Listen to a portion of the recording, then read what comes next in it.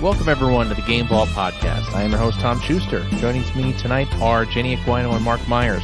Tonight, we'll be discussing our Games of the Year for 2021. Let's get right into it, shall we? Our first category for this lovely show is Gaming Moment of the Year for all of us. Yeah.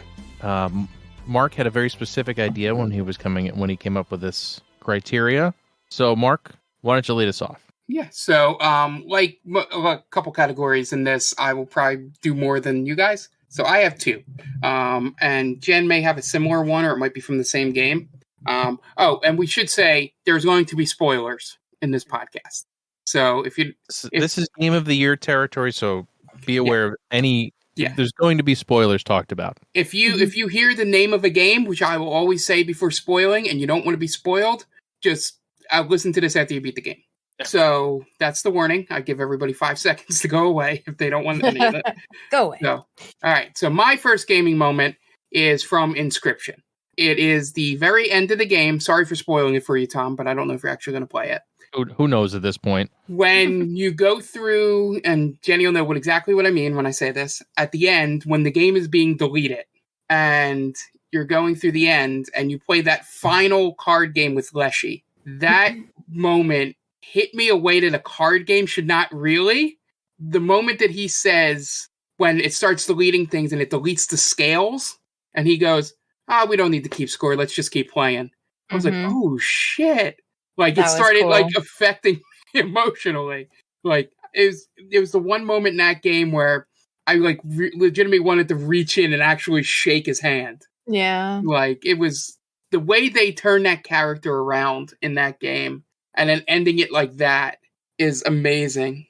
And yeah, we're going to be talking a lot about Inscription, so I'm not going to stick long with this. But that moment, after going through the crazy wild ride that game was a moment I haven't had in a long time playing a game, where there's an emotional moment that I wasn't expecting to come. You play some games, you expect emotional moments in games. I was not expecting it, and that was mine. So yeah, I don't know if that helps you guys pick your ones or... I mean, I had something specific in mind, too. Yeah. Mine was loading up Halo Infinite and having the music play for the first time, and I feel like 10 years. I mean, Halo 5 it seems like it was so long ago, but having the game load up this time just really felt like Halo 1 again. You know what I mean? It's like that same feeling I had when the original Halo was released. Because we've been waiting for this for so long, and it just really hit me when the monks started their chants. Yeah, that especially for this game really felt like the continuation of 3 more than what 4 and 5 did. Yeah, I mean 4 and 5 stuff is mentioned from them, but it really seems to cut out a lot of that crap that nobody cared about. But it definitely feels a lot like Halo 1. It feels a lot like Halo 1 and 2, a lot more than 4 and 5 did. Yeah. So it definitely was a moment. It gave me all the feels, as the kids say. Jen, how about you? So I have two actual gaming moment of the year. I picked when Mark and I beat It Takes Two, just because it came out of nowhere, kind of, and surprised us both. And we were waiting for weeks to burn this stupid book or just complete the game and see, where it took us story-wise. And we finished one section, and then all of a sudden we had a cutscene, and then it was ending, and we're like, oh my God, this is the end. This is great. And it happened to be when they actually picked it as Game of the Year for 2021. So it was the same exact night, probably while it was happening live. So I thought that was pretty cool to wrap up that game. I think we had a lot of fun playing it. So it was a great moment of the year to complete something that we put so much time into together. Yeah, and as much fun as we had with it, game had its issues, thinking back on it. But sure. And not to spoil things later on, but as good as that game was, as much fun as we had playing it, that does not make my top 10. So you'll hear later on why that's not really that big of a deal. But yep. The game's great. It was. I think it was more fun us on stream with chat more than if we were playing not on stream. I don't know if we would have had as much fun. I don't know about you. That's true. I feel like we maybe we're a bit more resilient than we might have been in person. Yeah, it might have been a bit more frustrating than fun if we weren't on stream, just because stream kept us going. It definitely feels like a streamer's game. Like it's built for people that are going to stream it. Yeah, with the puzzles and everything, it helps to have an audience. And we always ask for no backseating, but when we got stuck, having people help us was good. So, but yeah, that was my actual gaming moment of the year. And then my really cheesy one I wanted to mention was just overall this past year, watching my community grow and the Game Vault community grow so much over a year is just absolutely incredible to me, and all the support that everyone has shown us, especially for Extra Life. It's just like I could cry thinking about it. So I'm sure we'll thank you guys again at the end of the stream, but thank you for everyone that followed us, supported us, lurked in all our streams, subbed to us, gifted us subs and bits and all that. It's incredible. The support that we've seen and I've seen on my channel as well. So you guys are part of my gaming moment of the year, all you listeners as well. So thanks. Yeah, I can't express enough how much it means to us that we had such growth this year, and with how crappy the world is, it's nice to see people coming together and just being nice to each other and helping out a great cause like the Children's Hospital of Philadelphia. So yeah. Tom, do you have another one before I go on to mine? I don't, so you can go ahead. Okay. So my second one is from more of a in-game like mechanic moment sort of thing.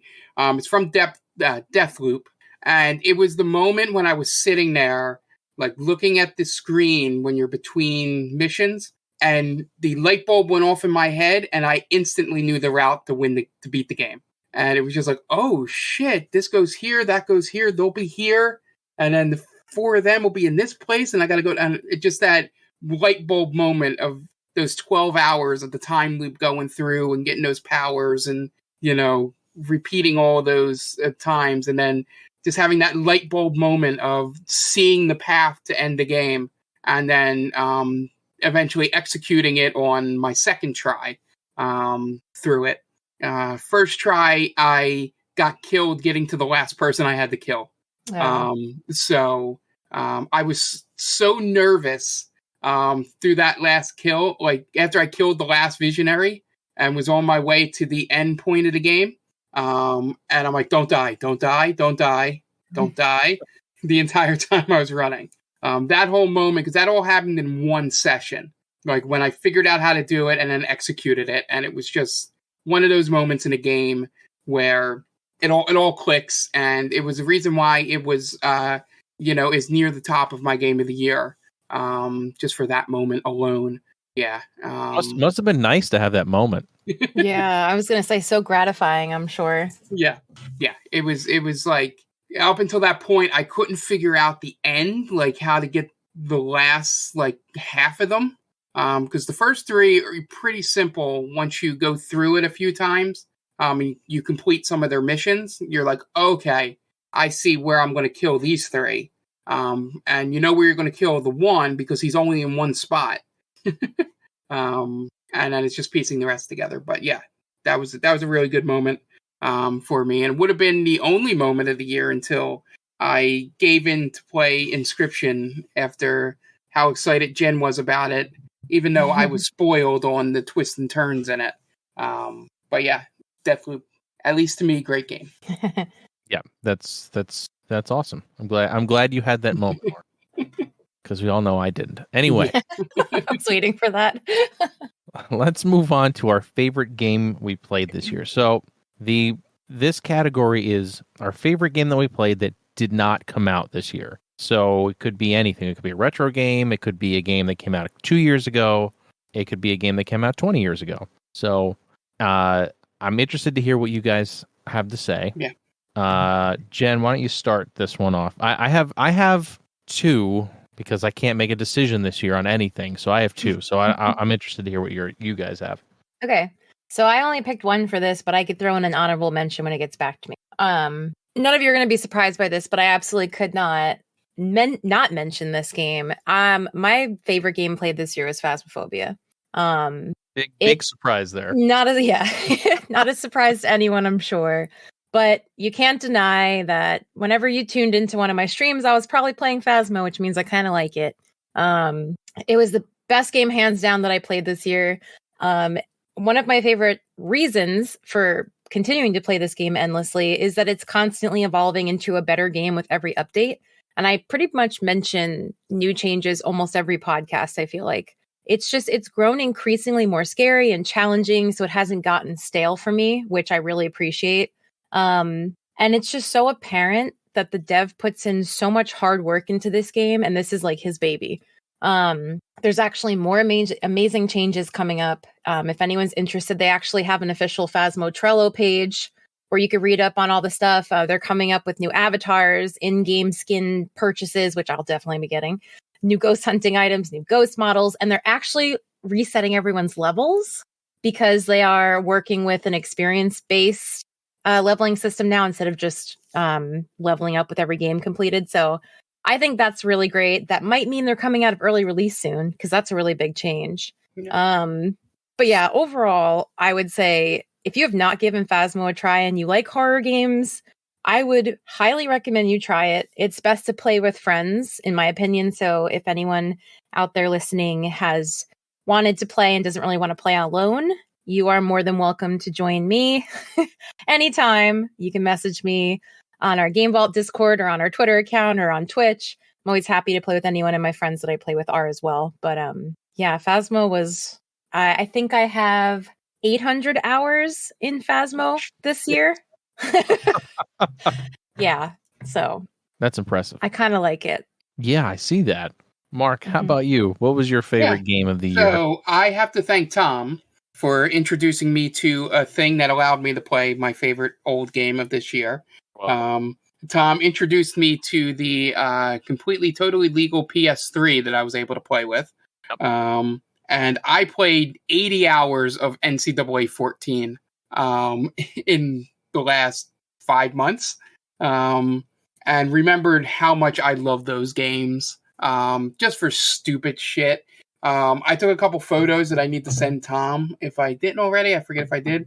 I created a quarterback and gave him really high stats and all that, and he legitimately became the greatest football player to ever step foot on the field, and with ridiculous numbers that no human would ever be able to do. But it was real fun doing that with I picked a really small school that was only 1 star, and I put them on. I picked Tulane down in New Orleans, and went through that. And by how good he was, this is for your sports fans out there. For those of you who don't watch sports, I'll be done in a little bit. He won 4 consecutive Heismans, and by the time his career was over, he shot Tulane up to a 4-star school, just basically on his own. Tulane's like a 2-star school or 1-star school, right? Yeah. Yeah. We won 1 national championship, a whole bunch of conference titles. I say we as though it's a real football team. You're on the team, I'm so on the sure. Team. Well, the creative quarterback was named me, but that's not here nor there. Yeah, I got really, really back into it hard. And I downloaded the other, last college basketball game, but that wasn't as good as I remembered. It's also 4 years older than the football game. Or maybe it just didn't look good on the PS3 compared to the 360, which is what I had it for. But yeah, it was a lot of fun getting back into that. On Saturdays, I'd have it on my computer screen, and then I have my other 3 screens with real college football games on. And when I wasn't doing anything on Saturdays, that's what I was doing. So I have to thank Tom for introducing me to that emulator. I had way, way too much fun. And now I am continuing on with the dynasty I made, and still at Tulane. But yeah, I can't wait for them to bring back the college football game. Just because playing through this game, again, for the sports fans out there, this was back in the BCS era, so only 2 teams get to the national championship. And just seeing how much more fun it would be if the playoff was involved in there. But yeah, so that was my favorite old game of the year. There's always a understood, I never have to mention it, that the was it Emertus or Amentus or whatever, is linked to the past, obviously. That game always top, but I have to give it to other games every so often. Yeah. I mean, I could give it to Final Fantasy VII every year too, but we're not going to do that. So what's yours? I have two, but one's a retro game and one's not retro. So I guess it kind of works out. I'm just going to go through both of them real quick. The retro game, my game of the year was Chrono Trigger. I wish I would have been into RPGs in the early 90s, because my God, this game hits all of the buttons that I would have enjoyed back then. And the music is great. It looks great. It's just sad that I didn't play it until 2021, and I can't wait to get back into it. And hopefully I will get back into it sooner than later, because I got lots of stuff to play. And my other choice was Spider-Man Miles Morales, because making Miles Morales the main character definitely opened up that game a lot. So you have a lot more stuff to do, and it also looked incredible on the PS5. It was the first PS5 game that I loaded up, and it was worth the wait for that too. So if you haven't played either of those, I highly recommend you go do that. You can't really go wrong with either one. If you like RPGs and you haven't played Chrono Trigger, my God, man or woman or they or them, you got to go do it. I think Mark could back me up here. There's really no reason to not play it. Yeah, I haven't played it all the way through, but I played a good chunk of it through when I first discovered Final Fantasy VI. Because I was like, oh, if this is the other game I've always heard about, let me go play that. If this one became my favorite Final Fantasy, this game's got to be awesome as well. And then I played it through, and then eventually newer games came out, and I never went back and finished it. So I'm excited to keep going with you. But yeah, I understand, agree. Those old SNES or SNES, or however you want to say it, RPGs, just don't age. Yeah, they're kind of timeless, because especially since this art style has come back. Yeah, especially with games like Octopath Traveler and things like that. You mean HD 2D games? Yeah, I mean we may also see it with Final Fantasy VI, but you really can't go wrong, I think, going back and playing these games. And Chrono Trigger's available on everything at this point. Yeah, I would, we don't advocate this, but please either play it on, if it's on Switch Online or anything, or download it off the internet and play it on an emulator, because playing any of the other ports are all the phone version and is not as good. Yeah. So if you're gonna play it emulated, I'd recommend, and if you have the ability to, I'd recommend the DS port, because that's like the definitive edition. Yeah, don't get the ones that came out for like Steam or PlayStation, whatever. All those games are the PC phone ports, and they're not as good. Don't play the PS1 port, because that has cutscenes and really bad loading. The loading kills that game. Yeah, for sure. So check reviews and read around before you decide on a version to play. Yep. But again, if you haven't played it, highly recommend it. Jen? So my honorable mention would go to a little game called Minecraft. And it's a little embarrassing for me to admit this, but I have been so over the top obsessed with this game over the last month or two that it's easily one of the first things that I'll think of playing when I have a little bit of downtime and I'm not on stream, which doesn't happen often. But I played it on and off for, I don't know, 10 years maybe, or 8 years, however long it's been out for. And I always forget, every time I boot it up after being gone for so long, I forget how obsessed I am with building things and creating things and terraforming. And I don't know, I'm a nut. I really am. But I'm having so much fun. I'm in my streamer friend Death Comes and Lickalizart, their Minecraft server. and I'm obsessed with building nether portals to see where they lead, and random houses on top of weird shit like mountains, just floating in the sky. I just adopted a whole village of people, so I'm teaching them how to be competent, basically.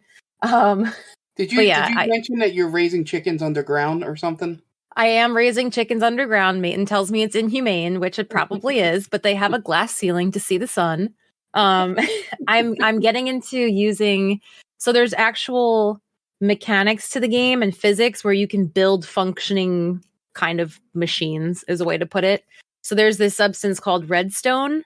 So it kind of is like a conductor for the energy of certain parts that you're building. Redstone makes everything work, yes, right? Exactly. Yeah. So I'm using redstone and other parts to build things. And right now I have this actually has nothing to do with redstone. It's a hopper system built underneath my chicken coop. So as the chickens drop eggs, it gets sucked into this machine and down into a chest for me. So I don't have to like walk around and pick up eggs before they disappear. Man, you're really into this, huh? Yes. I also made a functioning fireplace that turns on with the switch. That's redstone and dispensers and all kinds of stuff. It's fun. Have you started building a minecart track yet? Oh, yes. There's a minecart, so I can't take full credit for this, but I helped build part of it.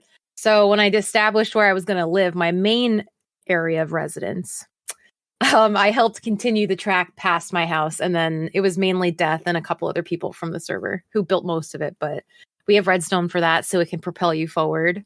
It's like the only way besides nether portals. I'm really geeking out right now, and I'm sorry. It's the only way aside from nether portals to get to where you want to go quickly. That, and apparently you could put a boat on ice and it goes even faster. There's all these weird little glitches, not glitches, but like hacks, I guess, to the game. Life hacks for Minecraft that I'm learning about. And that's another reason why I like it. There's just so much that you could do with the game. So you can literally play however you want. So yeah, that's my close second for best game I've played this year. One of the, most played out games that anyone's ever heard about at this point, but I still love it. What's the big one? Let's just go right into it. Oh, my big one was Phasmo. I started out with the big one. Oh, right. And this was my honorable mention. Okay. Yeah. I'm sorry. It's been a long week. Oh, it's okay. All right. Mark, did you have anything else to add? Yeah, that was just the big one. Okay. I've been playing too many games. You forgot about saying Phasmo. What happened? Well, this was favorite games, old games that I played. Yeah, that's I know. Oh, Jen, you're right. I completely forgot. Dead by Daylight. I really that was a really good game. I forgot to mention. That I played. Bringing my ex into this, I see. Ooh. I need to make a TikTok video. I'll be right back. Okay. All right, let's move on to Retro Roulette Game of the Year. Now, I went back through and looked. We played a shitload of games this year. Obviously, a shitload of good games. Well, yeah, obviously it's like 26, right? I think. So there was a lot of stuff, and there was something for everybody. And I couldn't decide on one, so I picked two. One is kind of a safe choice. One is a weird choice, so I feel okay in saying that. My safe choice was Final Fantasy IX, merely because it was all the things I said about Chrono Trigger and then a little bit more because it's Final Fantasy and I love Final Fantasy. The story I think is a bit better in Final Fantasy IX, but don't at me. But yeah, the art style is incredible in that game. There's not really much else you can say about it. It's all the things you want in a Final Fantasy if you enjoy the medieval setting. If you don't enjoy the medieval setting, it might not be. But I still hold by that it's one of the best Final Fantasies. Mark, how about you?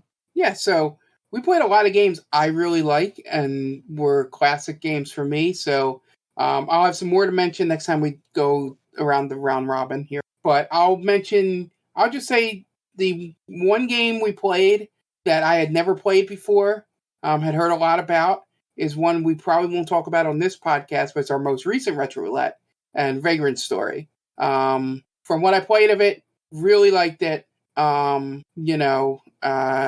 It it came in a close second to games that I had never played before, to obviously Kingdom Hearts. But I was really surprised by, once I learned the chain attack system and the blocking, I was like, all right, I would have dumped a ton of hours into this game when I was younger. Just learning and getting overpowered with this stuff. So I'll mention that game first, since it was one that I had never played before. Okay. Jen, how about you? So I'll go with my honorable mention first. My honorable mention was Final Fantasy IX. Hey, look at that. And that was almost going to be my Retro Roulette game of the year, but something topped it for me. So I figured I'd have to mention it. But I really loved it. It just felt... I played through a decent amount of Final Fantasy games, not beaten them, but I played through a good amount of different ones. And I feel like this one felt different. It was very unique. Again, the art style is wonderful. The music is amazing. It was just really cute and fun. It was more fun than I remember having. Not that the other games weren't fun, but I felt an extra bit of fun playing this game. Enough so much that I am considering still playing it potentially, either on YouTube as a Let's Play or, trying it out on stream live at some point. I know we've been kind of teasing that on this podcast, whenever the weather gets colder and our schedules open up more. So if that is a possibility, this could be one of those games that I play. That's how much I enjoyed playing it. This was something I didn't expect to like as much as I did also. Like I knew I'd like it because it's Final Fantasy, but it caught me off guard with how much fun I had with it. I was like, oh, this is a good one. So I had to mention. Something I feel that makes it that much better is it's kind of in on the joke. Yeah, that's true. Like it doesn't treat the player like an idiot. Yeah. It's nice. It's refreshing for that to happen.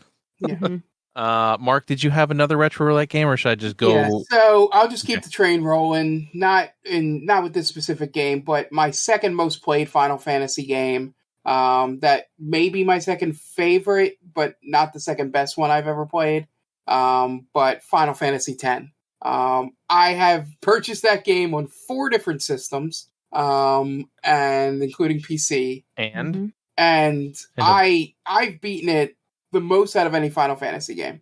Mark, what else did you purchase that was Final Fantasy X related this year? The album. I got the original soundtrack. That's right. Thanks for reminding me, Tom. No problem. Yeah, and having that album just reminds me of how much I loved the music in that game, and it probably because hours played, it's probably my most played Final Fantasy, so I've heard that music more than any others. It's probably the same way you feel about 7 in terms of that, Tom. But it's got the really good, like, butt rock song when you fight your dad. Spoilers, sorry. Game's been out for 20 years. Fair. And you'll forget by the time you get to it, Tom, if you're going to play through it. I'm sure. And it's just perfect. I have a weird love for Blitzball, despite it being completely incomprehensible most of the time. And completely get dependent on RNG too much. I agree with that statement. Yeah, and because I played through an entire season on there, because you can play seasons, because that's the only way to get the 4th limit break for Waka. So to get that, so I played way more Blitzball than probably most. But yeah, that game, I love playing that game. It's kind of like, I keep bringing this back to you, Tom. It's like you with Final Fantasy VII. I may put it on and play the first, get to Luca right before Blitzball, and just, all right, I'm good, Yeah, you get to the point where you've had your fill and you don't have to play anymore. Yeah. It gives you that little burst of energy. Yeah, and got to none of the frustrating parts that happened later on with the 20-30 minute boss fights. Which, watching speedrunners, it's funny seeing them beat one of the bosses like in one round by doing something like, oh, why were they so stupid to combine those 2 things to actually work on a boss? And it's just fun. It's a Final Fantasy game. There's always a cheese to a boss. Always. That you would think they would have figured out. You would think, but hey. So, just for a 20-year-old game, like I mentioned, I'm not going to mention the boss, but essentially one of the bosses, I think this is in 6 as well, one of the bosses, you can cast zombie on it, and then hit it with full life or whatever the highest life recovery spell is, and kill it in one hit. Wow. Yeah, I want to say this happens in most Final Fantasies. There's a boss in Final Fantasy VII where you throw an X potion on it and it kills it. Yeah. So there's and this is like almost an end game boss. Jeez. So that's insane. Yeah, I spent 45 minutes beating this boss the regular way. I watch a speedrunner and go, oh yeah, you just cast, you get zombie on one of your weapons, you hit it with a weapon, and the next guy throws this potion, you're done. I'm like, yeah, gotta love it. Gotta love Final Fantasy cheese. Anyway, so my second choice was the weird one, the one that I didn't expect to like as much as I did, and that was the Misadventures of Tron Bonne. So if you have no idea what that is, we did a retro roulette on it way back in like the middle of the year, and I believe there's a YouTube video of me playing it. But it's basically a spin-off of the Mega Man Legends series. You're playing as one of the bad guys, which I always thought was an interesting take. And it's kind of like a puzzle game, mech game. It's got a whole bunch of weird things. It's like base building and all kinds of weird stuff thrown into it. And it's got this cutesy art style and funny voice acting, and it was way more involved than I thought it was going to be. But at the same time, it kept me interested more than any other retro-like game. I feel like besides the RPGs, that is. That was a very good game. Yeah, I just enjoyed the hell out of it, and I can see why it's like $300 to try to buy a copy of it now. But if you want to play this, it's on PSN. So if you have PS3 or PSP or a Vita or any of those things, go download it on there. Jen, do you have your other retro roulette game? Yep. So the first one was an honorable mention. This one was my retro roulette game of the year, and just ousted Final Fantasy IX, and that was Kingdom Hearts. This game is near and dear to my heart for nostalgia reasons, but also because it's absolutely epic, in my opinion. I gave it a 5 out of 5 when we reviewed it a few weeks ago. Everything about it is perfect. If you want to hear more reasons behind why I think it is, you can listen to that episode. But the story is amazing. The animation style, the graphics, I think look great for when it came out. Still look good. It's incredible to me. It's an all-around amazing game. If the camera angles really bug you enough, you can always play the more recent versions where they, fix it. But overall, just absolutely incredible game, incredible gaming series. But this was by far my favorite retro roulette that we've played this year. Awesome, perfect pick. Mm-hmm. I didn't want to meme it and give it to Kingdom Hearts myself. I took care of that for you. Thank you. You're welcome. But I think that's pretty good list of games of the year. They're all excellent. They are. If there's a game on there that you haven't played yet, go pick it up. And if you have played it, let us know what you think. We always like hearing from you guys on Twitter. All right. It's time for the big one.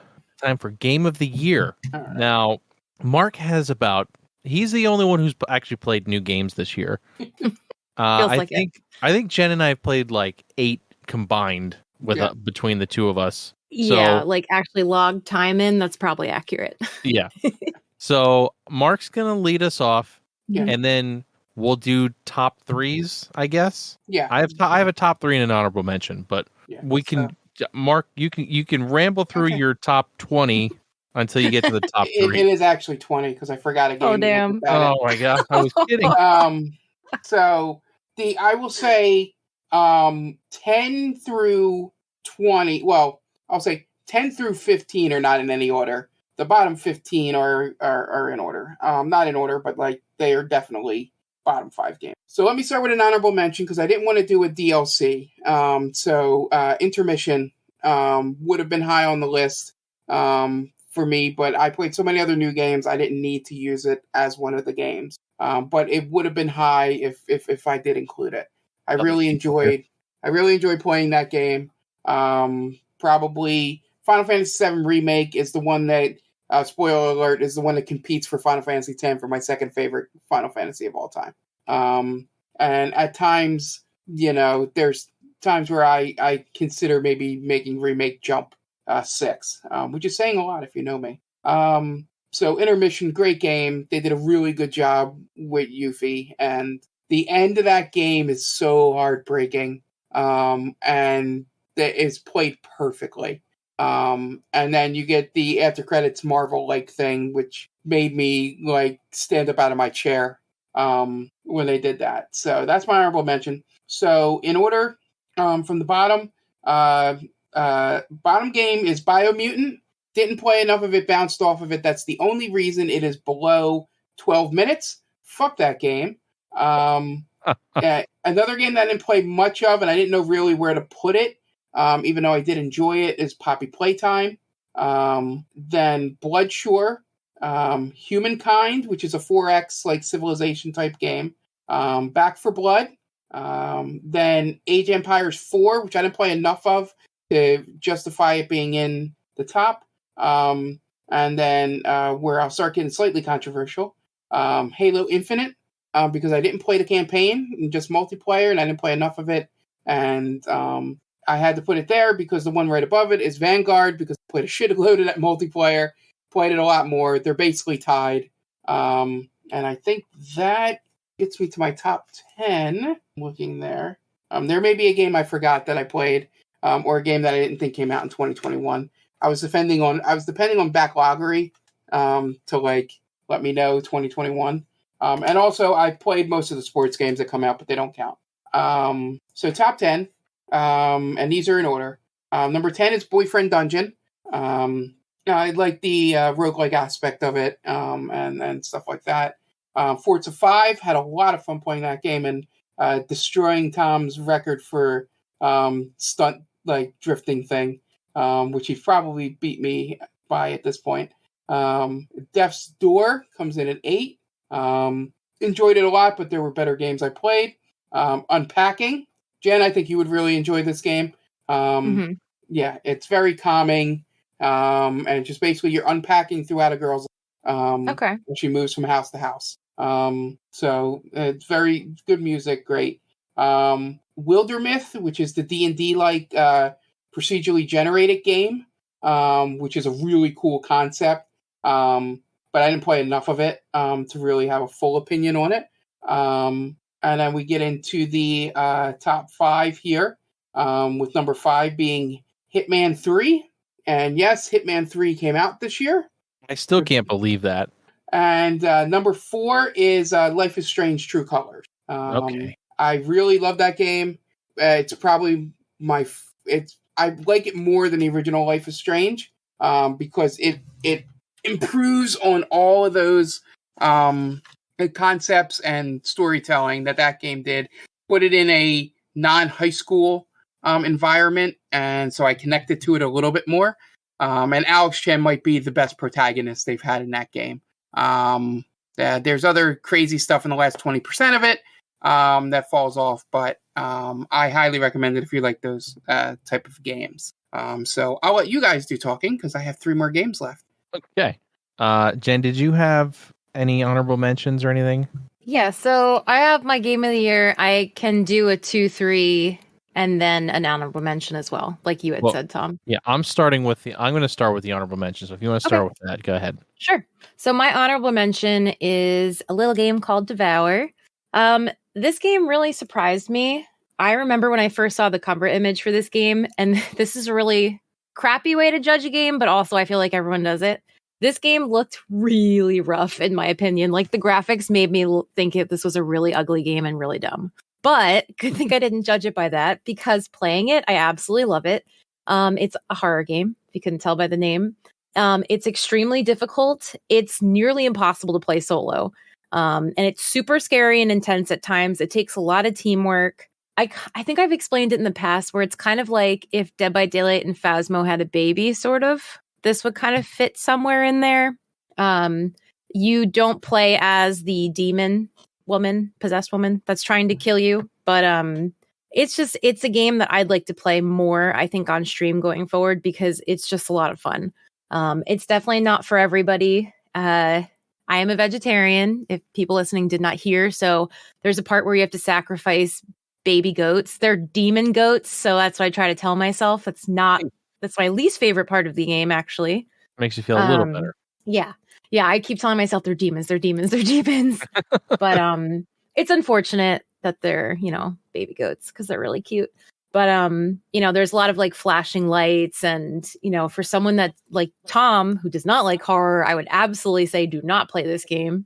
But if you really like the jump scare kind of horror games, and the really intense, scary kind of horror games, this would be, hopefully, I would say, up your alley.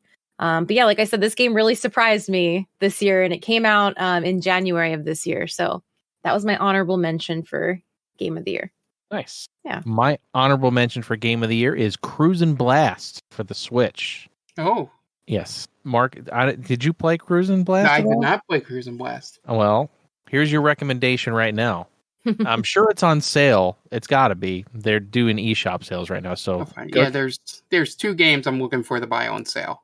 So Cruisin' Blast, if you enjoy the Cruisin' series and like the absurdity of it, this is more of the same. I want to say this was a port of an arcade game that they put out a while ago, but if you like the Cruisin' series at all, this is just more of the same and more, I should say.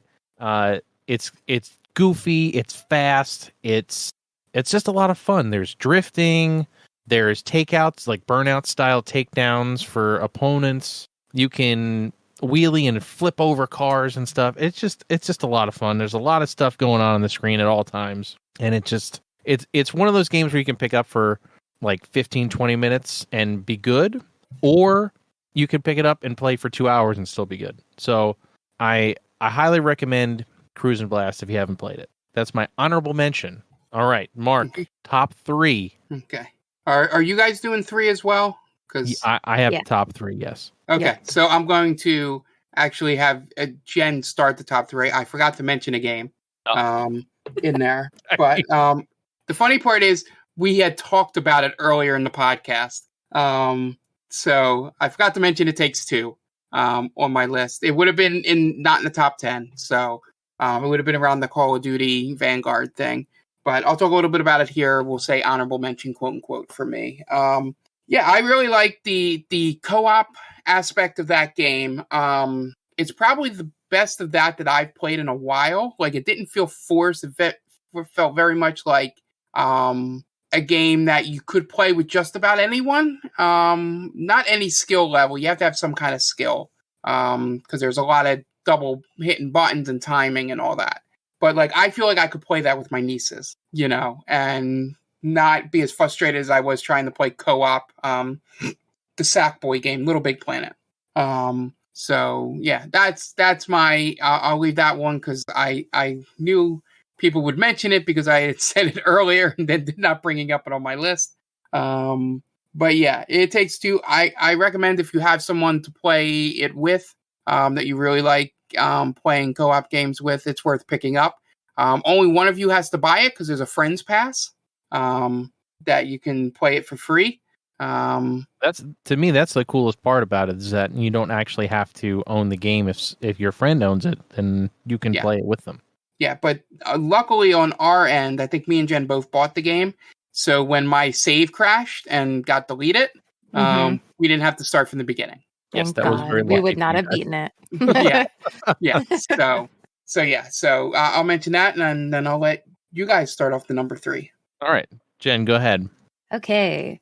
So I was going back and forth between 2 games that I wanted to list as my number 3 because neither of them I've beaten, but I love both of them pretty much the same. So I'm going to go with Resident Evil Village for my number 3. It just beat out Metroid Dread. Sorry, Kurt. I know you're probably sad, but Resident Evil Village is so iconic to me because of the one and only Lady D. She was my Halloween costume this year, if anyone didn't know. The game in general is really great. It has the classic Resident Evil vibe to it. Obviously, it has the yellow tape and just the herbs and the merchant. It's not the actual merchant, but all the elements that you love about Resident Evil. And then there's new stuff. You have Lady D, you have her daughters, you have all of the other big bad guys that you go up against. It's intense.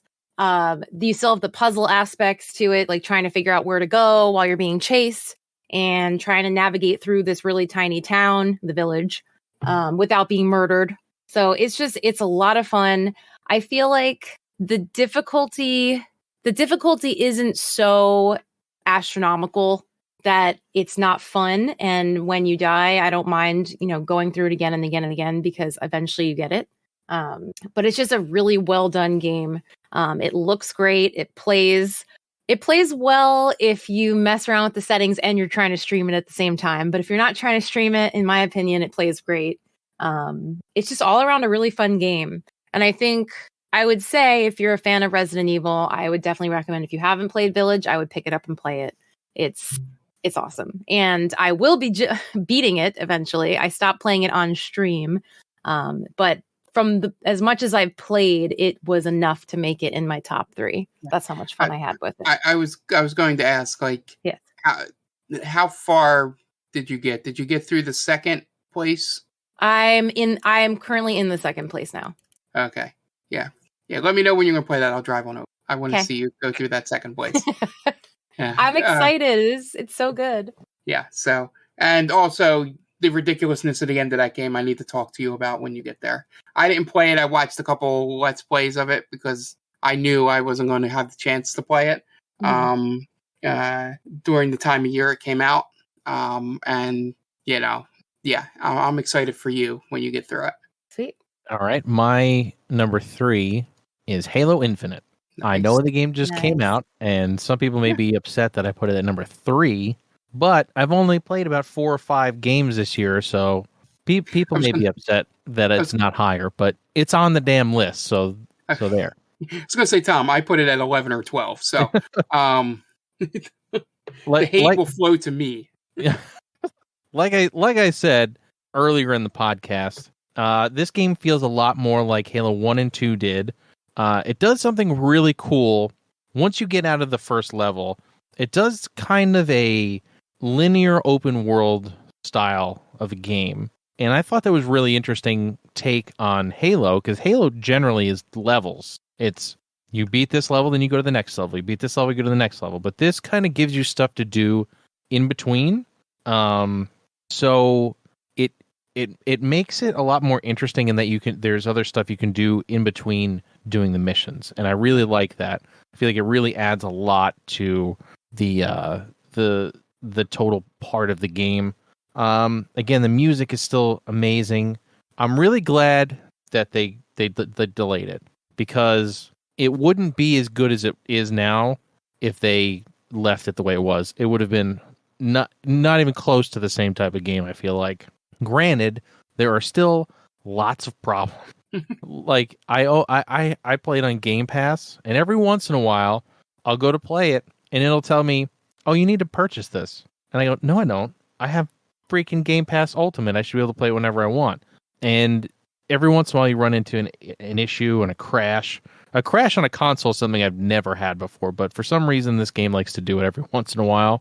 Yeah, PS5 games do that too. Which is why it's not higher up on my list, because it's still got some problems, even though it's really good at this point. I have totally ruined my I promise I'm going to play Deathloop thing because I've been playing Halo, and I've been enjoying Halo so much more. That's why it's here, and that's why Deathloop won't show up. Yeah. Do you feel that Master Chief is the best dad in video games for this? Where he jumps in his warthog, rolls up, honks the horns, and all his Marine children run into the warthog until he goes and gets them all killed immediately. Yeah, it's pretty fun being able to have bases and stuff set up that you can get different weapons and things that you might want to use. Like, I found a gun that I really like using in single player that I didn't think I would like using at all. It's the Mangler. If you've played it, you know that you can use it from a distance pretty well, and it acts like a hand cannon.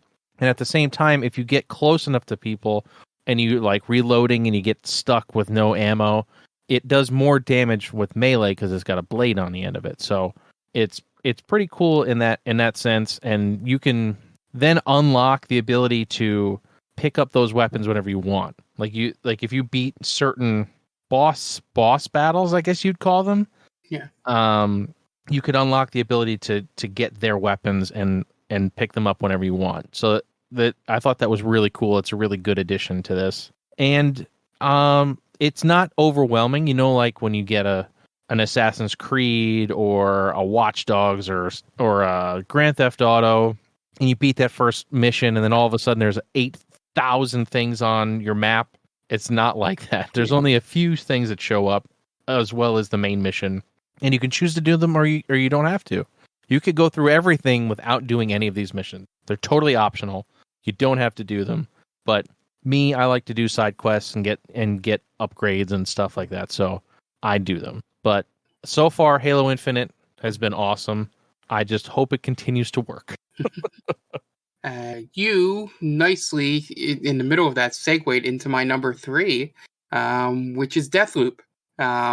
For a while, it rode high until I played 2 games over the last month and a half that jumped ahead of it. But I absolutely loved my time with Deathloop. I had so much fun. I finished almost all of the missions that you go on, like the visionary missions and the weapon missions. The only one I didn't finish was Alexi's, just because I figured out how to kill him. I would have had an easier time killing him if I actually followed through with it. But I picked the hardest one of the ways to get him alone to try and figure out. And then found out by watching streamers and Let's Plays that there is an easier one.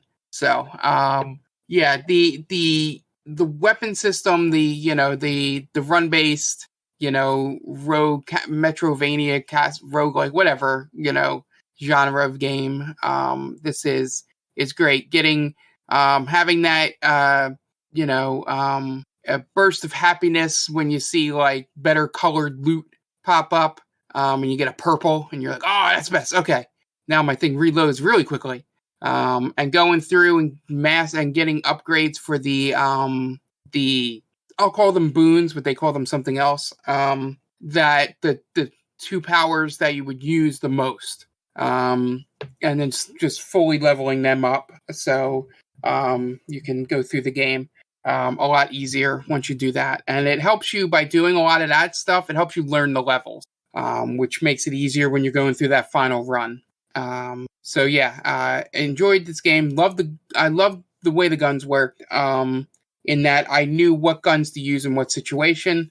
I had my 3 favorites and they all worked at different ranges, to make it easier to either be stealthy or just going guns blazing. And I love the interaction between Colt and Juliana. That banter back and forth made going through levels worth it because you were always hoping you unlocked the new dialogue thing. Alexi's one of the best characters. He's a piece of shit, but he's well written and makes you really dislike him because he's really a piece of shit. But yeah, I've played parts of other Arcane games, like both Dishonored. Didn't really touch Prey, but this was the first of their games that I was in. I unlocked one thing at one point. I think once I got the power that lets you go invisible and sneak around a little bit easier, I would put in 6-hour sessions from then on out, because I knew I could get through some of the tougher areas. Some of the twists and turns with the stories are pretty cool. I won't spoil it totally, just in case if Tom at some point does go through and play it. There's a couple good twists that I won't mention, but it was for a while my number 1 game. It was far and away the game I had the most fun with, and the game that I enjoyed playing through the story, and the story wasn't a slog. Like, at the time, as much as I loved Hitman 3, that story was kind of a boring little slog. But yeah, that's my number 3 game. Didn't expect it to be in this spot, but I will make the caveat that all 3 of these games are very close. If it was like a voting point system like the Cy Young or something, these would be really close in points. So Deathloop number 3 for me. Nice. All right, So, Jen, what do you got? For my number 2, I went with Halo Infinite. I can only speak for the multiplayer right now, so I'm sure the campaign, as much as I've heard, the campaign will only make me enjoy it more. But honestly, this game was all that I was hoping it would be. It just reminded me of why I loved Halo so much in the first place. And I know, Tom, you already mentioned this, but it feels like I'm playing like Halos 1 through 3 again. And it was something that I really missed, that I didn't even realize how much I missed it until I started playing Infinite again. And a lot of it has to do with playing it with you guys as well, because multiplayer has always been my favorite part of Halo. I love the campaigns of the past Halo games, but there's something about multiplayer and like bringing friends together and having a good time with each other that is just really, really awesome. And I also will say, I really appreciate that even though the player progression is a work in progress right now, if you care about the battle pass, there is slowly being having improvements being implemented. So I appreciate that. I really appreciate the addition of a Slayer only playlist, and no, I will never stop talking about it. So that was obviously, in my opinion, a necessity that they added. So that was another check for me. But overall, it's a ton of fun. It has a great job maintaining the spirit of Halo. I was nervous. I didn't know. I was hoping it wasn't going to tank or bomb, but I think it's really great. It's a lot of fun. I'm looking forward to playing through the campaign as well, because I've heard really good things. And I don't know if we'll ever wind up playing the campaign co-op together, but I'm interested to see how that turns out as well. Yeah, it's a great game. That's why it's on here for more than one of us. Yep. So my second game is a cheat. Mark said he wasn't going to put it on his list, but I'm putting it on here anyway because I played so few games. Was it a dig at you, Tom?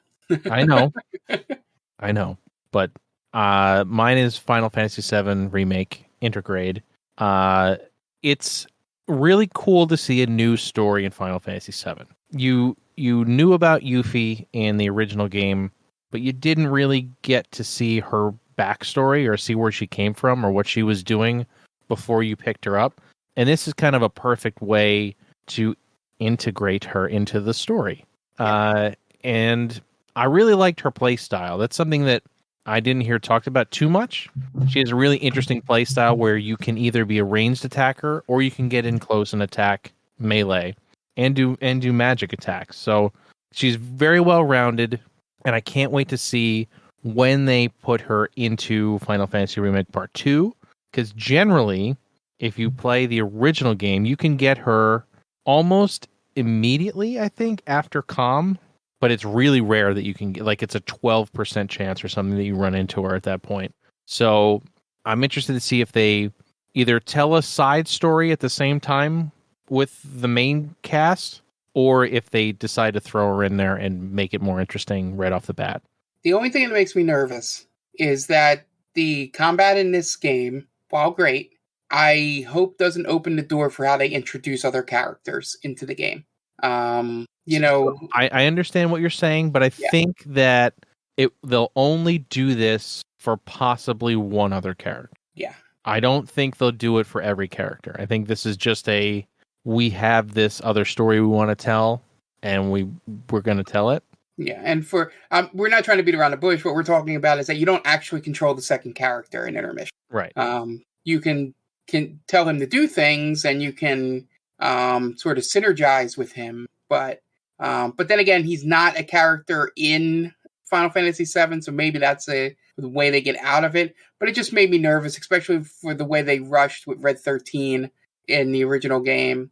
That it would only be really the 5 characters, the 4 you played in 7 plus Yuffie, and then the rest of the characters would just be these add-ons. I know there's one character coming up you wish is not, Tom, but yeah. And I think we both know that we're probably talking about Vincent as the other character they may do this for. Yes. I would not be surprised if they do a Vincent only thing where either they try to bring in, well, they've already started bringing stuff in from what the hell is his Dirge? Dirge of Cerberus, yeah. Dirge. So I think some of the villains you face in Intergrade are from Dirge of Cerberus. Yes, they are. So I imagine we'll get some more Dirge of Cerberus stuff, and we'll get some more of his stuff in his own game. Yeah. I wouldn't be surprised about that. Yeah, I'm just worried about not everybody being able to be killed in combat. That's the only thing I'm worried about. I don't think that they'll do that again, but if you look at the combat in this game, I bet you will see a lot of stuff transfer to other characters that will show up later in the game. Yeah. So I don't know why I'm beating around the bush like everybody hasn't played Final Fantasy VII. Sid's gonna do a lot of the stuff you saw in this game. Yeah, because they use the same weapon and all that other stuff. So anyway, we could go on about this for days and have a whole podcast about it. But if you haven't played Final Fantasy VII Integrate, and you only really have one way to play it right now if you can't get a PS5, and that's on the PC. Yeah. But yeah, it's great. It's a great game. It's short. It's only like what 6-7 hours, maybe a little less than that, depending on what level you play on, and depending on if you do all the side stuff. Yeah. But yeah. It's way up there. Even though it's not really a full game, it's still a really good story, and it's more Final Fantasy VII. What can you ask for? Yeah. Can I add that the tower defense game? My brain is leaving me what it's actually called. For Condor. For Condor, that's it. Can I add that to a new category we have, podcast within a podcast, of most frustrating mode to watch streamers play? Believe me, I understand. But because at the same time, this will come up again with another game later on. But we stream, so I understand missing some things. But when people miss like the most basic explanation, sometimes people just don't pay attention to that stuff when they're streaming. It's hard. It's really hard to pay attention to what you're doing and chat and listen to instructions while you're playing. I can understand. My one thing. It's just because, and I know, we don't do this when we stream and we miss things and stuff. But then they just shit on the mode. Oh well, that's something totally different. That when I do that, that's terrible. But you missed you learned the basic thing. Like this one guy, just final rant here, podcast within podcast. Didn't understand the concept of what beats what. The rock, paper, scissors element of it? Yeah. And he would constantly put out the wrong thing and going, why are my things always getting killed? Just, you can't fix that stuff, Mark, unfortunately. Yeah, but anyway, that's my rant. Thank you for joining us for the podcast from the podcast. Okay. So Mark, what's your number 2 here? So my number 2, as much as I said we're gonna do spoilers and all here, I really don't want to mention much of spoilers here. Because I really want Jen to play this game. It is the Forgotten City is my number 2 game of the year. It is a Skyrim mod that they got funding for to make it better. To not make it less look Skyrim-y so that they, didn't get sued for it. But it's a time loop game. And the way the game plays out and all different elements coming together, just a good time loop game, is great. And the ending, it was an oh fuck moment. It would have been number 3 if we did, moments, but I would have never mentioned it because I really want Jen to play the game. And yeah, it's a lot of fun. The writing is amazing in it. And it did one thing because the basic premise is you get into this thing where you go back to an ancient Roman city, and they live under the golden rule, and if one person commits a sin, they all die. So that's the basic premise of the game. That's not spoiling or giving away anything. Maybe they'll entice you to want to play. But they kept the writing so realistic in the sense that these people must really love Roman history, because they left things in there and kept the mindset of the Romans to be what they would know, not the knowledge that we have now, looking back. Like, there's a part where any mention of Christians and Jesus, they're mentioned as cultists. Wow. Because that's what people would have thought of. Right, at the time. That's what back in 67 AD or or CE or whatever we're calling it. So that's what they would have thought of it. And they were like the cultists that burnt down Rome. And I'm like, yes, that's exactly what these people would think. And the other things, like they do a fun thing where everybody speaks English in the game, and you mention, hey, you're speaking English. And they're like, you're speaking Latin. And, sort of thing. And I'm like, oh, that's a pretty cool way of, not all these people speak English. It's whatever this weird time loop thing is, you're actually speaking Latin. Wow. So That's cool. it's really well done. All the characters are great. There are some that are a little underwritten because I guess it's a 3-person team. And so maybe they didn't, write them as deeply because they had I think it's 12 or 15 characters total that you meet. Because there's only 20 something people in the village. That you actually have long conversations with. And it's it's like the Skyrim thing. You select, answers the questions and stuff. And you can piss people off by telling them the wrong thing. And then you have to go through the loop again to be able to talk to them.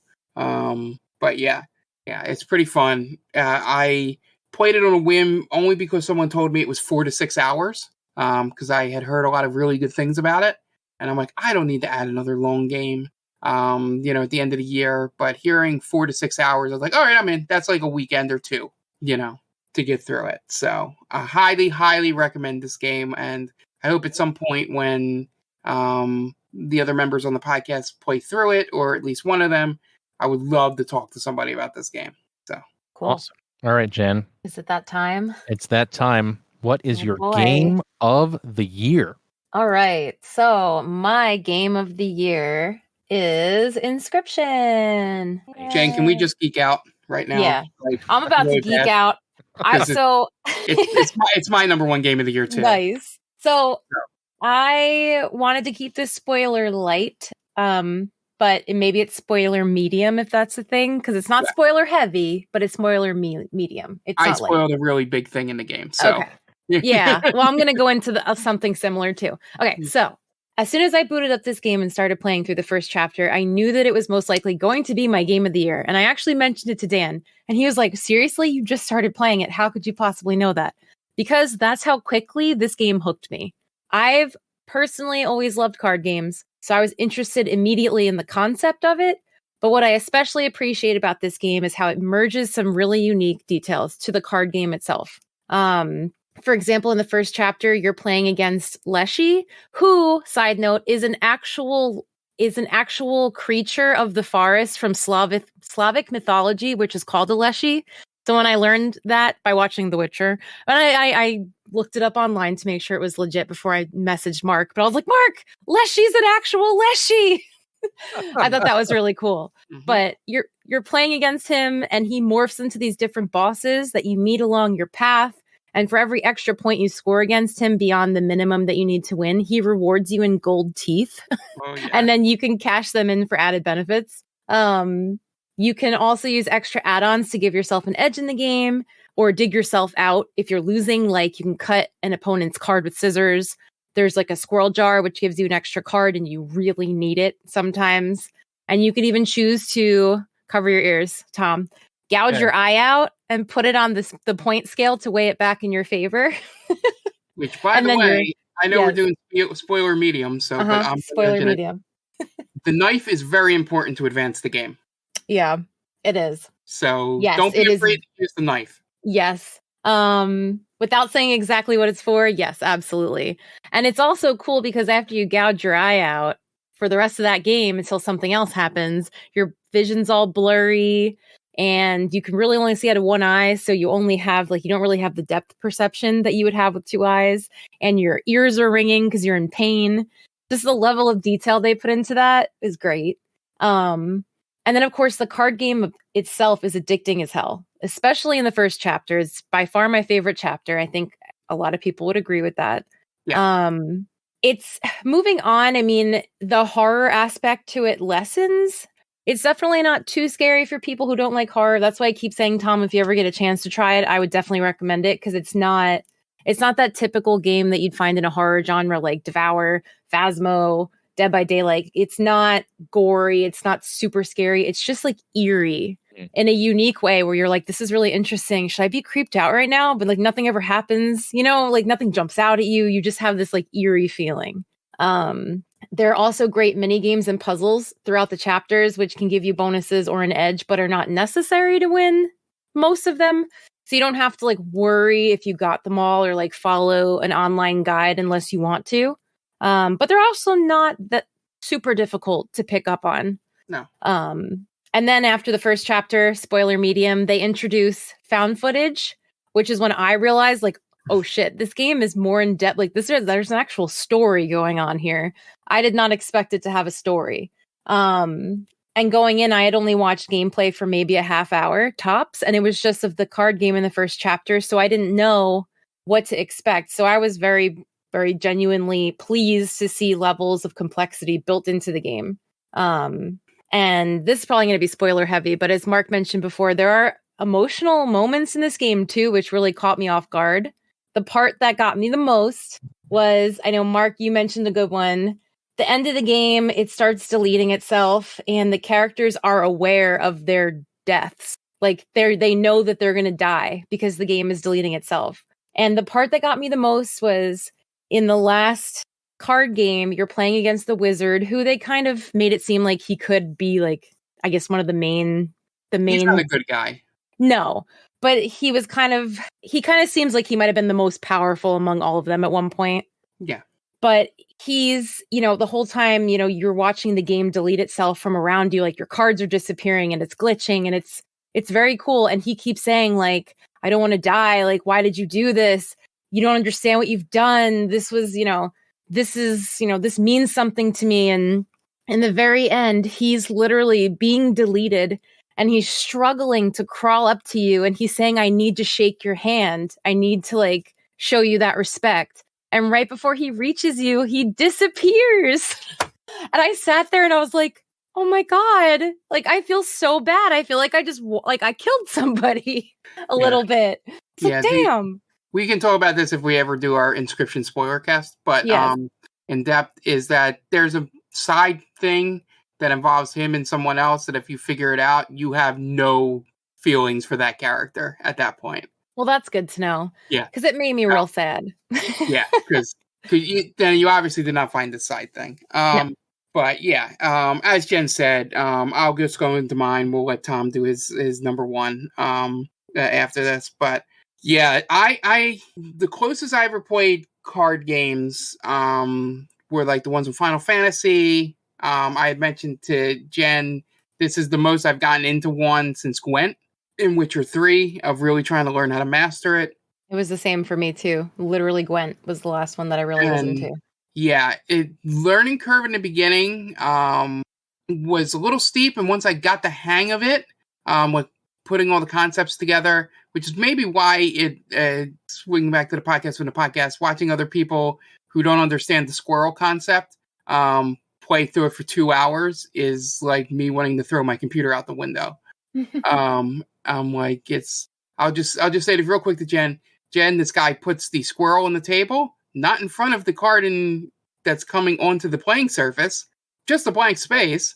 And then he gets hit for points every time. And he goes, why'd I get hit? And I'm like, oh, you're like, you're ruining this game for me. Stop. Yeah, it's like, so because that's the bad one. But I'll say two things. The writing without actual dialogue is pretty good.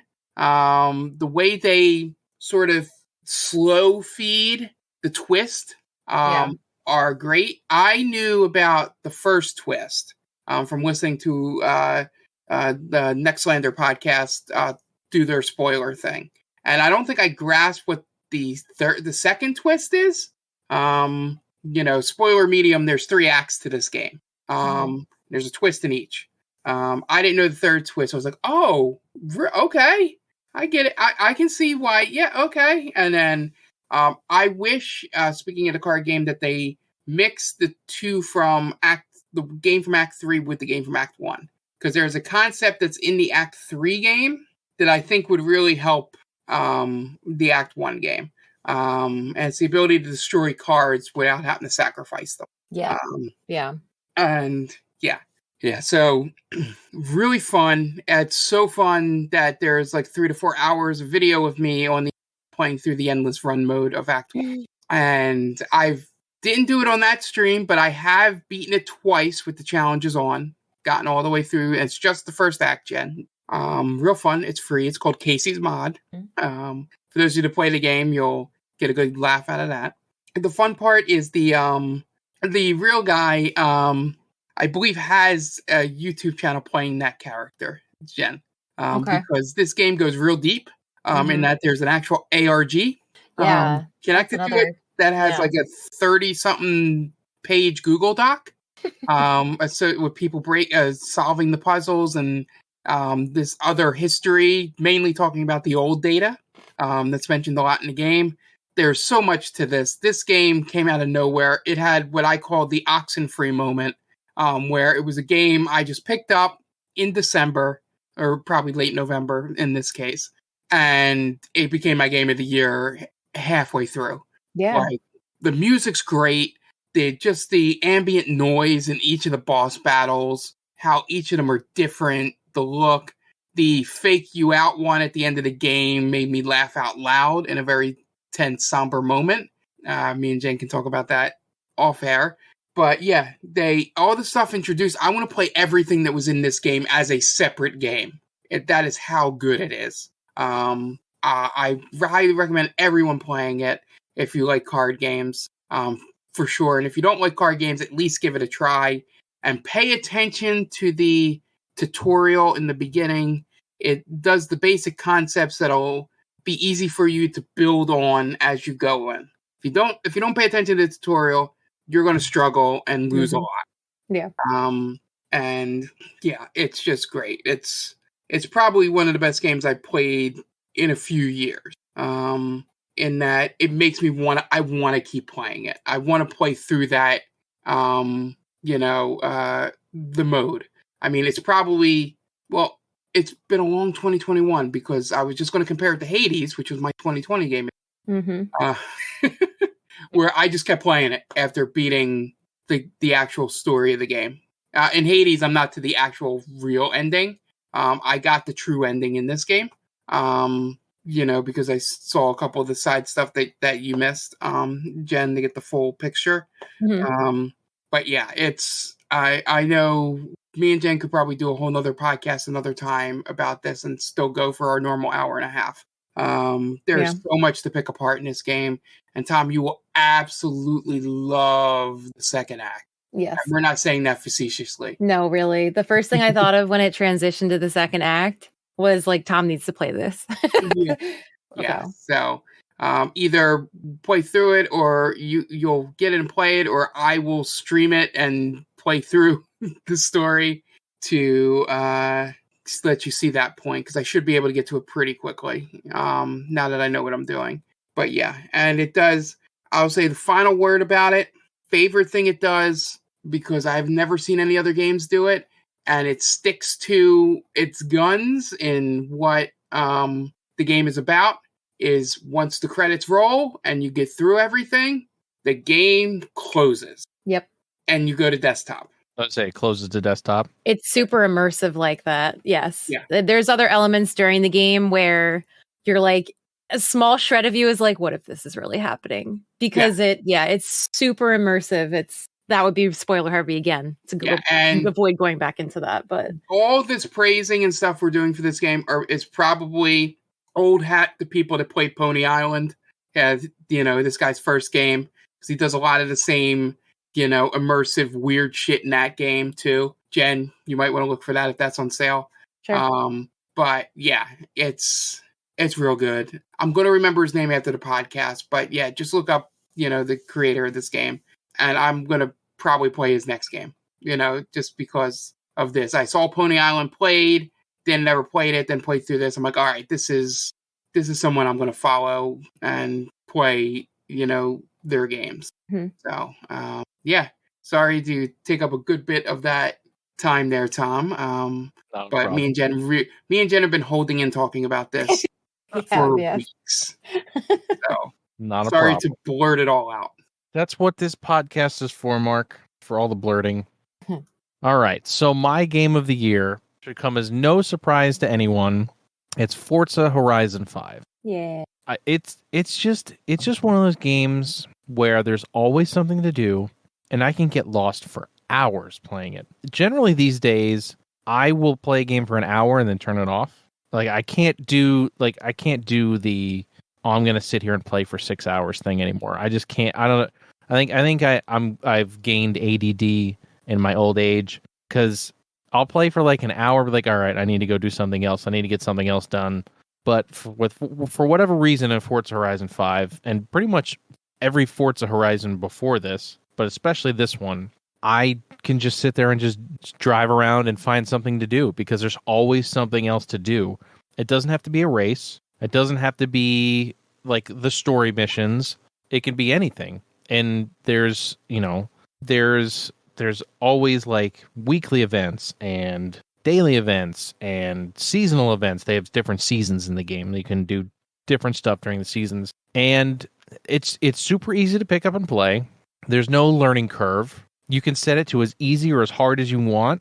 The only thing that can happen if you set it harder for yourself, you get more credits. But if you don't want to and you don't care, you set it to as easy as you want. It makes it so nice to play. And the visuals are beautiful. And it's on Game Pass. And it's available if you want to buy it and you buy it digitally, you can play it anywhere, which is amazing. Play it on PC, you can play it on your phone, you can play it on anything, and it's just I feel like Xbox is going to take over the world with this stuff, and it makes me so happy that it's available. Especially if you have Game Pass right now, it's the best time to have it. Two of the games in my top 3 are Game Pass day one, and you don't have to worry about it.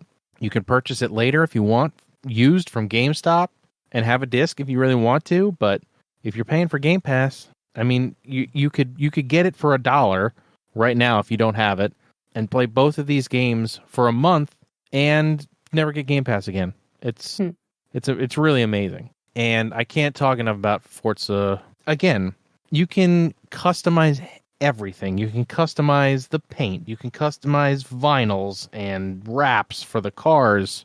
Jen, you would get absolutely lost in this game. I keep saying that you need to play it. I know. I really do need to. I don't think I downloaded it from Game Pass yet. I really just need to do it. Yeah.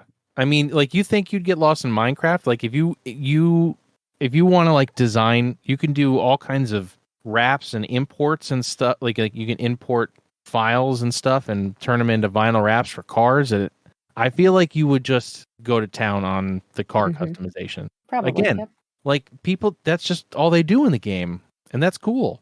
And there's online multiplayer.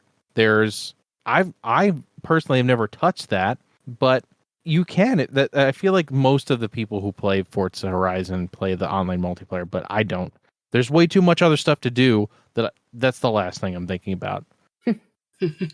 And lastly, they have different radio stations, which is pretty cool. It's kind of a thing from like GTA back in the day where you can flip through radio stations, and it actually has a DJ who talks about the stuff that's happening on the island or wherever you are.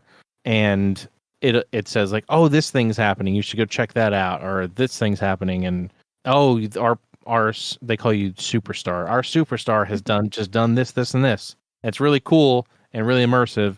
And I don't know, the only thing that can make it better for me is when I finally buy a wheel and pedal set, and then I can play first person. Oh, that would be great. Yeah. That's the next thing eventually. That would be my next big purchase for my computer if graphics cards never come back in stock. So yeah.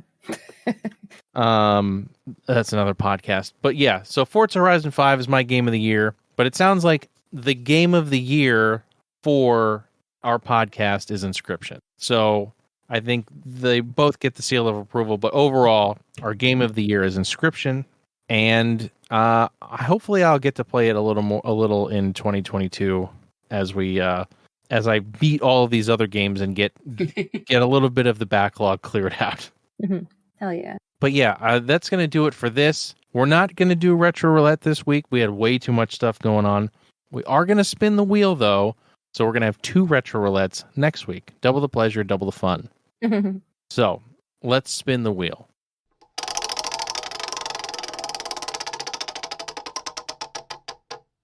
Okay, we got a really interesting one this week. We're going to be playing Metroid Prime for the GameCube. Ooh. Nice. Metroid Dread is all in the news, so we're going to play Metroid Prime. I did not plan that. It just works out that way.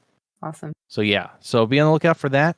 I think Extra Life's going to be over by the time this airs. But Mark, if you want to get into what we accomplished and end out the year. Yeah, so thank you everyone for donating. We got to our $2,000 goal, which means Jenny's got some work ahead of her. I forgot about that, actually. to write a D&D one-shot. I think I said that we would expect in the first half of the year. My thought, thinking about it more, was that it might be good to have that occur during Extra Life next year. That'll give you 11 months. That's a nice amount of time to have, so I appreciate that. And that'll fill our D&D void. Yeah. If you want to do it earlier, by all means, feel free. But like I said, we normally start off our Extra Life with D&D. So we'll either have gens if we didn't do it already, or another one shot at that point. But I've given her the opportunity to take 11 months if need be to write it. Before I just want to jump in real quick. Jen wasn't on the stream last night, so I want to mention that our two top donators got to pick games for us to play in the upcoming year. Nice. So Hoffman has chosen OG Zelda, so Mark will be embarking on another Zelda journey on stream at some point. Awesome. And Imperfect has chosen either Symphony of the Night or Chrono Cross. So cool. Once I finish Chrono Trigger, I may play one of those, or if you want to play one of those, that's also fine. But one of those games will be played once we get into the new year. Thanks, guys, for that. Yeah, it was a good time.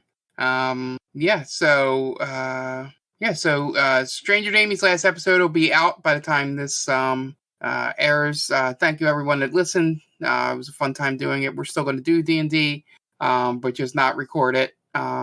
I feel like our first session, not recording it, was a little bit weight off most of our shoulders, I would think.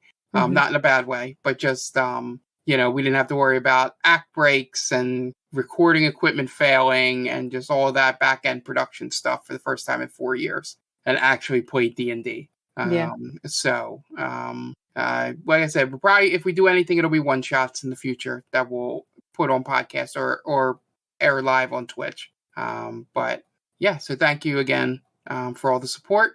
And then also we have They Call This Movie, airs every Thursday. By the time this airs, we'll at least be starting to rebrand everything from the main Damie to They Call This a Movie. MainDamie.com used to be our website where all of our content was located. But that will be sunsetting in the first quarter of 2022. And we'll be rebranding basically They Call This a Movie into its own, website or, whatever content farm or whatever thing where you can go find it. So again, thank you for all the support for that website. We haven't been doing as much writing, and we see more downloads and views from everywhere else that you guys listen to these podcasts. So, it was a good time to condense everything. So we had a good time with our podcast this week. Dan inflicted a horror from his childhood. I shouldn't say horror. He actually probably enjoyed it when he went and saw it. Yes, he loves it. So enjoy that podcast, which will be the one coming up this Thursday. Last week's was our recap 2021, where I didn't watch as many movies as I play video games. Surprise. Wow. But they may be evening out next year, as I'm going to try to get to the movie theater more, as hopefully, things get better with everything going on in the world. So, thank you. Keep an eye out on our Twitters and Instagrams and stuff for updates for any changes. We'll probably have a big announcement pop up on all the channels once everything is settled and goes live. Awesome. Yep. Jen, why don't you tell us about our streaming schedule and your streaming schedule? Sure. So on Game Vault Pod, you can find us on Twitch. We currently stream 3 days a week. Mondays are Tom's days. So either it's our retro roulette game that we talk about on our podcast where he plays through and gives his initial thoughts with Mark. Or it is usually a Japanese RPG. Currently, again, that is on hold because he is playing through RE2 Remake. I believe you are wrapping it up soon, right, Tom? Hopefully. Or I'm Yeah. thinking three It's- to four more streams. Yeah, it's feeling like he's getting closer to the end, but that's been a lot of fun. So if you have not watched one of those streams yet, I highly recommend you stop in and give moral support at the very least. Then Wednesdays is our co-op night. We usually jump on Infinite right now, but it's been other co-op games in the past. Usually they're of the first-person shooter genre, so that's a lot of fun. And then Thursdays was co-op night with Mark and myself. I believe in the new year we may be announcing a new co-op game potentially, but we'll give you guys the details when we know exactly what we're going to be playing next. So right now it's kind of just a grab bag day for us. And as I mentioned before, even though we do currently only stream 3 days a week, depending on our schedules going into the winter and potentially quarantining ourselves again, depending on how this whole thing goes down, we may be able to add some more streams to our current schedule. So we will let you guys know if that is the case. And then for myself, I am on Twitch as well, streaming under Roxy Foxy. That's RoxiiFoxii.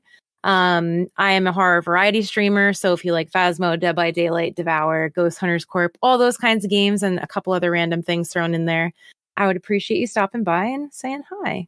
And I stream Tuesdays, Saturdays, and Sundays, 9:30 p.m. Eastern time for all those 3 days. So I'm pretty much streaming almost every day of the week, kind of. So somewhere you can find me between those two streams. Awesome. So it's been an awesome year. I got to thank everybody for the support that they've given us, whether they listen to this show or watch us on Twitch and donate and sub and everything else, and watch us on YouTube too. I mean, we got that channel starting to grow a bit, not as much as I'd like, but it's growing. And hopefully we will get more scripted content next year. That's a big goal for me. Yeah, and that's a good goal to have for us in general. I think now that I've made an investment in making it look better, I have a feeling that we'll get some more of that content out to you guys as soon as possible. And it's been a hell of a ride, and I hope everybody is having a good end of year. And before we get out of here, I want to mention that we're an affiliate of Stone Age Gamer. If you have a need for any retro console accessories, whether it be controllers or cables or power supplies, head on over there via the link in the description of this podcast. And every time you use that to purchase something, we will get a kickback, and it helps us make this podcast and our streams better for you guys. So again, thank you to everyone for the support this year. It has been motivating, and I hope you are doing well, staying safe. And for Mark and Jenny, I'm Tom, and we will catch you next year.